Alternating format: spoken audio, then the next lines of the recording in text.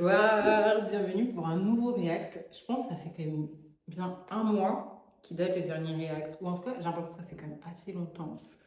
Mais c'est vrai qu'il n'y avait pas de enfin en fait si, un projet peut-être que je regrette de ne pas avoir fait le React, c'est celui de R2. Mais j'en parlerai dans une autre vidéo, j'en parlerai dans une autre, enfin, dans un autre contenu. Mais ouais, mais sinon ça fait longtemps. Mais là, ça va un peu s'enchaîner avec ce soir je la green et après on enchaîne avec Franglish et TH dans 2 3 semaines. Donc voilà, que des petites pépites, ça va être sympathique, du plaisir auditif, on aime beaucoup, etc. Donc ce soir c'est EP de Jo la Green, Gauthier Edition, j'ai hyper hâte. Dites-vous que depuis qu'il a annoncé la sortie officiellement, j'ai écouté aucune exclue. Tous les trucs, tous les petits teasings qu'il mettait, ou dès que j'entendais de la musique, surprise. Donc j'ai hyper hâte. Et en plus, petite annonce à la fin de la vidéo. Je suis revenu parce que je devais le faire. Maman avait trop de charges à faire, donc elle m'a drop à Manchester. Première fois que je prends l'avion, l'impression d'être un mec chill que dans les airs. Sur la grande je défends mon squat. Les gens j'avais dit tiens, c'est nous les enfants des employés de caisse, on n'est pas les fils de ministres. De fou, Kali de fou. Non, vraiment, il maîtrise son karaté d'une manière incroyable. Mais en tout cas, premier son, pépite, qui te donne envie d'écouter tout le reste de l'album. Mais dites-vous qu'au début, je me suis dit, c'était pas sa voix. Je trouve que ça. C'était pas du tout son timbre de voix habituel. Le flow, totalement. Le truc hyper coupé, lacéré. J'ai plus le mot, l'adjectif. Mais vraiment un flow hyper ouais, découpé. Mais par contre, timbre de voix, j'ai l'impression que c'était pas du tout lui. Et c'était étrange, mais du positif. Genre, c'était bizarre parce que ça faisait un peu douter. Après, c'était juste moi qui ai une oreille défaillante. Mais sinon, très bon son. Et c'est ce qu'il fait de mieux. Hein. Genre, vraiment, pépite. Et Ouais, ok, wesh le bro ça dit quoi en ce moment? Je ta tête elle est un peu tout part. J'espère que tu vas pas nous zapper. Brick City c'est de là que tout part. En tout cas fait Bélec, Paname c'est rempli de Nix et de Nanf. Ah mon gars quand tu vas direction le mot Olympe, faut que tu sois fort vigilant. Ok, allô mon bro, est-ce que tu m'entends c'est moi? Tu me dis c'est un beau qui veut chercher. Allô mon bro, est-ce que tu m'entends c'est moi? Tu me dis c'est un beau qui veut. bon, bah, Dominique, je vous jure. En plus, du coup, dans l'autre son, j'ai oublié un peu parler de la prod. Elle était tarpin, trop bien. Mais celle-ci, en fait, pour moi, c'est grave une prod techno. Et ça passe très bien parce qu'en vrai, c'est totalement les thématiques qu'il aborde, tout ce qui est un peu électronique et tout, expérimental. Et en fait, ça fonctionne hyper bien parce que je pense que d'autres artistes, rappeurs qui auraient expérimenté un aspect techno, j'aurais beaucoup moins apprécié, mais ici, il l'a trop bien fait. En plus, après, avec le bridge où ça, c'est crescendo, pépite. En plus, c'est un long son. Mais oui, c'est un long son qui je trouve qui est quand même assez latent, c'est-à-dire que vu que c'est très rythmique dans la prod et que les variations sont souvent présentes, ça reste quand même du coup, on va dire, assez monotone, mais tu t'ennuies pas du tout. Tu te découpes pas du son. Et en fait, c'est bien parce que du coup, le refrain en plus, petit à petit, il vient et il commence à donner un rythme et tout. Pépite. Et ce son, en plus, il est long. Voilà, 3 minutes 16. Et vraiment, quand je vous dis maîtrise son carnet, c'est-à-dire qu'il a réussi à faire un son 3 minutes 16 où, en vrai, il y a du refrain, mais pas énormément. Et surtout, vous voyez, il n'y a pas de vocalise d'Alib. C'est que du couplet, que du couplet. Incroyable. Vois les signes du diable.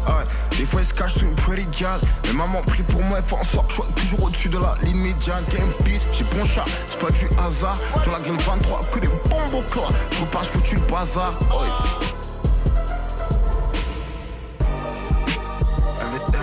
C'est la base pareil. Le client pour sa cam dans l'auto, c'est devenu le matraille. J'étais mêlé mon go, tu voyais sur la front line. Mon flemme, je suis pas. Non, mais dites-vous qu'au début, j'ai eu du mal à rentrer. Enfin, c'est pas le bon. Pas du mal à rentrer, parce que le son, dès le début, il envoie. Mais c'est juste que j'étais pas non plus à fond. Genre, j'écoutais, mais vous voyez, c'était genre, le son s'écoute, mais sans plus. Et puis après, la deuxième partie du son, je parle pas de à la fin, où il y a le changement de prod. Je parle vraiment de la deuxième partie de la première partie. J'ai plus, je suis plus rentrée dedans, j'ai plus été dans le mood de la musique. Et en vrai, j'ai l'impression qu'il n'y a pas eu tant de changements. C'est peut-être juste moi qui, au début, était un peu genre bloqué et après, c'est mieux rentré. Et en fait, on entend que la musique se finit, mais tu vois que genre, il reste encore 1 minute et tout. Et moi, je me suis dit, bah, peut-être qu'il va mettre des paroles, je sais pas. Non, changement de prod. Et changement de prod, je trouve que ça c'est hyper bien fait. Genre, c'est un bon mariage, ça marche hyper bien. Parce que en même temps, ça te permet de garder de l'attention, mais c'est pas non plus hyper genre transition de fou. Genre, tu passes d'un truc super là à un super là. Je trouve qu'il y a quand même encore un niveau assez proche, mais ça te permet de changer et ça marche super bien. Donc en vrai, je suis pas non plus hyper convaincue par le son, mais le changement de prod, pépite.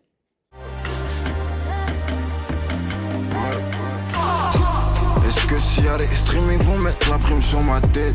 Petite sœur de la dernière paire de Hug, donc je lui achète. J'étais là, mais ils m'ont pas vu passer. Ah ah, les 12 dollars, je les vends la minute. Créer des jaloux, des haineux.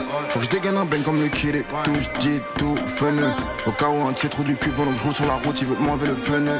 Coup de cœur, pépite, banger, je sais pas tous les mots positifs que vous vouliez, mais ça, c'est ma préférée. Genre, je vous jure, la prod, elle varie et en même temps, c'est très similaire, mais elle a ce petit côté de variation que j'ai adoré. Comment il est rentré sur le son, les paroles, les kicks, incroyable. Le refrain, pré-refrain, ouais, je crois que c'est ça. Pépite, couplet, pépite. La fin avec un peu l'instrumental, pépite. Tout. Le mélange de tout, ça marche super bien, vraiment.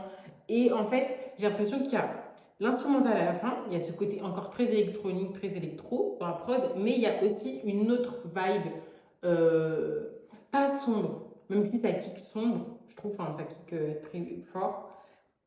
Je sais pas, je dirais il y a un truc un peu solaire, un peu rumba. Mais genre, c'est très léger, hein. Mais je trouve que c'est cette petite variation qui la différencie des autres prods, enfin, qui différencie chaque prod, et du coup, ce serait cette petite variation. Mais 3000, non, n'importe quoi, 300 000 ou 300 000, parce que ça dépend du titre. Pépite, hein. Vraiment, celle-ci. La même tunique, c'est Iron Man. J'ai besoin de tellement de choses. Pour commencer le beef, j'ai Dunson Show. Pour comme je suis pas masqué comme M on show. Baby, y'a des trucs, c'est quelqu'un contrôle. Tu n'es pas dans les airs comme nous me dit la tour de contrôle. Warhammer 40 000 Space Marine. Faut que Jordan Bardella, fuck Marine. Fuck une rime, je repars sur Skyrim. Je retire de ce que j'ai dit du son d'avant, parce que là, ils sont en battle. Celle-ci, en fait, vous savez pourquoi en plus je l'aime encore plus du fait que j'aime beaucoup tous les mariages, c'est que pour moi, la prod, elle est très techno, pas électro, techno, ou je dirais de la famille de la techno. Et je dirais aussi qu'il a un contretemps dessus et ça marche super bien. Genre, elle a quand même réussi à mettre une prod techno. Ça marche super bien. Petit placement poétique, on aime bien répéter 2 fois, mais on aime bien à la fin, quand tu as le décrescendo, recrescendo, oui, il revient brut comme à l'intro, comme au début du tout, comment il est arrivé. Ça marche beaucoup trop bien, mais vraiment, c'est ça. Enfin, moi, je pense que vraiment, ce qui me dit. En fait, là, ce qui me dit que, genre, voilà, il a vraiment ce truc en plus, c'est vraiment le fait que c'est une prod techno. Et genre, il a mixé ça avec du rap et ça marche super bien. Parce que c'est vrai qu'on a toujours ce truc de variation de différents styles, dont on n'a pas l'habitude d'entendre. Je sais pas, rap avec n'importe quoi, genre autre que par exemple, le R&B. Et au final, parfois ça passe ou ça casse. Après, c'est aux oreilles de chacun. Mais il a réussi à créer quelque chose que moi je kiffe de fou, ça marche trop bien. 7000 euros pour le fucking showcase. Est-ce qu'il faudrait pas qu'on pente Taurus Raging Bull pour ceux qu'on a carrure à poupée? J'en avec les méchants, les Majin Buu. À fond dans la soucoupe. Très très bonne outro. Et bien, vous savez que aussi étonnamment, comme à l'intro, j'ai l'impression qu'il y a un moment où c'était pas sa voix, ou en tout cas son timbre de voix était totalement différent. Mais c'est une très bonne outro.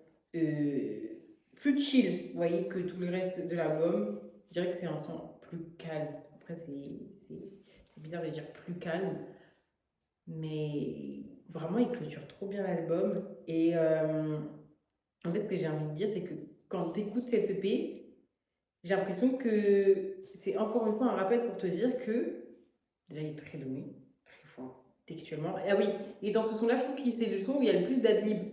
Parce que oui, voilà, il fait des gros couplets, mais il fait aussi beaucoup d'adlibs. Et je trouve que dans ce projet, il n'y a pas énormément d'adlibs. Donc là, il en a fait. Mais ce que je veux dire, c'est que cette EP, il nous permet déjà expérimental de fou zinzin, exploration. Et du coup, je pense que il passe ou il casse. Vous voyez, dans le sens que Jola Green, en fait, c'est un artiste avec un style hyper particulier qui fait que soit ça passe, soit ça casse avec les personnes qui vont l'écouter, sa communauté, etc. Et puis même dans sa chanson, ça va plaire à des personnes, plaire à pas d'autres. Peut-être que je pense que cet EP, il va pas diviser parce que c'est un très très bon et faut le dire. Mais il y a des gens qui vont peut-être être, ah bah je suis moins sensible à cette EP que d'autres projets, peut-être plus sensible à la recherche et distribution, peut-être plus sensible plus 99XP, etc.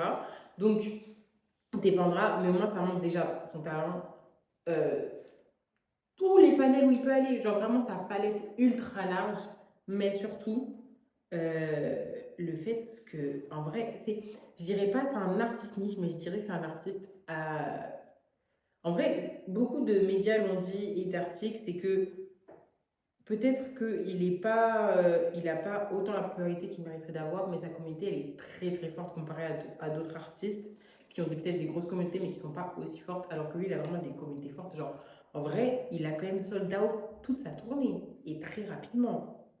Donc, ça montre qu'il a quand même une grosse fanbase énorme et solide, et voilà. Voilà. Donc maintenant, passons au top 3. Je pense top 1, en vrai, je mets celui qui m'a le plus en sachant qu'il était en battle, mais je mets Masherman. Parce que, waouh. Top 2, je mets 300 000. Ouais, 300 000. Et top 1, vous voyez, j'hésite entre Dipsic et Appel d'Ambro. Parce que Dipsic, en vrai, il est quand même plus doux, mais je trouve que c'est une hyper bonne outro. Mais Appel d'Ambro, il a comme cette vibe. Mais c'est vrai que je crois que c'est ce son-là où au début j'ai eu du mal un peu à rentrer. Je raconte n'importe quoi, c'était pas lui, donc on met Appel d'Impro en top 3. En tout cas, en première impression, première écoute comme ça à chaud, mon top 3 c'est Masherman 300 000, Appel d'Impro. Je pense après que quand même, Dipsy est pas très loin, et je me dis avec plusieurs écoutes différentes, Masherman va rester à sa place, mais je pense que Dipsy va remonter, Appel d'Impro peut aussi aller au-dessus, et peut-être Guten Tag. Mais en vrai, c'est compliqué de faire un top 3 parce que je sais qu'à une seule écoute, comme ça à chaud, ça fait ça. Avec plusieurs écoutes, il y a des sons, ils vont plus, comment dire, ils vont plus m'impacter ou en tout cas, je vais être beaucoup plus sensible et beaucoup plus préférée qu'à la première écoute. Donc voilà, on verra. Mais en tout cas, voilà, top 3 de première écoute. Je vous ai fait la conclusion juste avant, ou en tout cas le récap de l'album en général, enfin de l'EP. Pépite, on aime ces petites surprises. Et ouais, enfin, on ne dit pas assez, mais il a sorti ça un dimanche et pas un vendredi. Et en vrai, c'est cool. Parce que même si ce vendredi, je trouve qu'il n'y avait pas beaucoup de sorties, je trouve que c'est bien de sortir ça un dimanche parce que c'est un EP, c'est pas un album. Donc déjà, ça c'est bien. Je pense qu'un album, c'est quand même bien de sortir genre jeudi, vendredi, en fin de semaine. Mais un EP, un dimanche, c'est bien. Genre, t'écoutes ça avant de de recommencer une semaine, ou tu te dis, je vais débuter la semaine avec ça. T'as eu les sorties le vendredi, donc tu t'étais dans un nouveau bain, t'as eu le temps d'apprécier. Et en même temps, après le dimanche, tu peux écouter un petit truc, genre un petit truc chill. Vous voyez, quand je parle petit projet et tout, et qui refait ta semaine. Eh, vous voyez, quand je dis trop talentueux et trop expérimental, genre, quand même, les gens ont sorti des sons des mercredis, des jeudis, nanana, des sons un samedi, mais qui a déjà sorti un projet un dimanche soir à 23h, genre, même pas à minuit, hein, 23h, 22h. Voilà. Donc, c'est la fin du React. On se retrouve. Ah non, mais oui, je vous ai dit, il y avait une annonce. Donc, là, on est en mars, fin mars. Et j'ai décidé, parce que les Reacts font partie du contenu Salle Musique, qui est sur Instagram, qui est un React chaque vendredi des sorties de la semaine récentes, des artistes que j'aime bien, que j'ai envie d'écouter, et des sons ou albums qui me tentent envie d'écouter. Donc voilà, et là on approche à la fin du premier trimestre 2025, musical, le trimestre tout court. Et donc, pour cette occasion, ça va être là, ni rendez-vous sur YouTube, ni rendez-vous sur Instagram, mais rendez-vous sur TikTok, pour un récap salle musique du trimestre 1 musical, de tous les reps que j'ai pu faire et que je n'ai pas fait. Donc de toutes les sorties que moi j'ai écoutées, que j'ai appréciées, un petit résumé, ainsi que les sons qui m'ont marqué, les projets qui m'ont marqué, parce qu'en vrai, on a eu des bonnes sorties, mais je n'en dis pas plus. Et il y aura probablement une deuxième vidéo pour parler aussi du premier trimestre, mais plus personnel, genre de mes sons à moi, mais qui ne sont pas des sorties, et qui peuvent être des sorties, mais qui ne sont pas seulement des sorties de ce premier trimestre. Donc rendez-vous sur TikTok le 1er avril pour le récap de salle musique trimestre 1. Voilà, bye.